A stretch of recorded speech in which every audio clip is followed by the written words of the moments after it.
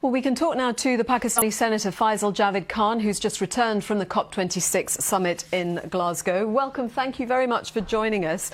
Well, Pakistan is particularly vulnerable in terms of climate change, isn't it? Ranked the 8th most vulnerable country to climate change. Just before we talk about the specifics of COP26, tell us more about the vulnerabilities of Pakistan and what you've been seeing.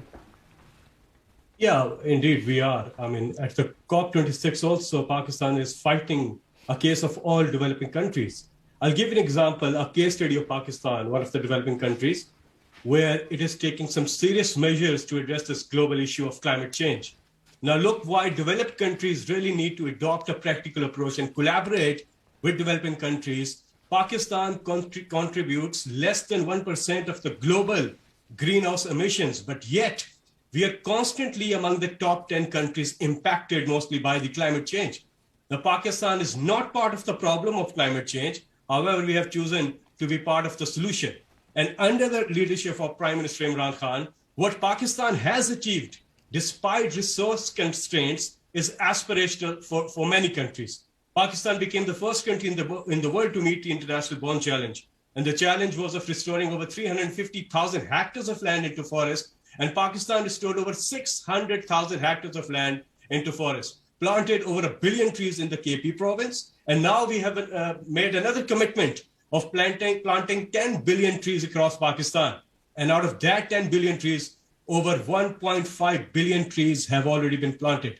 We also achieved the UN Climate Action Goal, SDG 13, and that too a decade before the deadline. We are shifting 60% of energy mix towards clean energy by 2030 and 30% of our transport on electric by 2030. And major other initiatives that Pakistan took during the past 2 to 3 years, a 10 billion tree project, protected areas initiative with 15 new national parks announced during the COVID time, and Recharge Pakistan, an initiative that is turning the crisis of floods into an opportunity by using it to restore our wetlands, recharge our groundwater. And then another big one is the Clean and Green Pakistan. And Clean Green Pakistan indexes with electrification of transport and ecosystem restoration fund. 10 years, 10 dams project is also on the cards. And World Bank has recently affirmed that 44% of Pakistan's Main Street development finance is on climate-friendly pathway, which is the highest for any country in the world. With this, Pakistan proved that it is committed to global efforts against the challenge of climate change to protect life on planet Earth. On its part, Pakistan is fully committed to play its role in addressing this global issue. It is the matter of future generations, but we cannot do it alone. COP26 shouldn't be talk.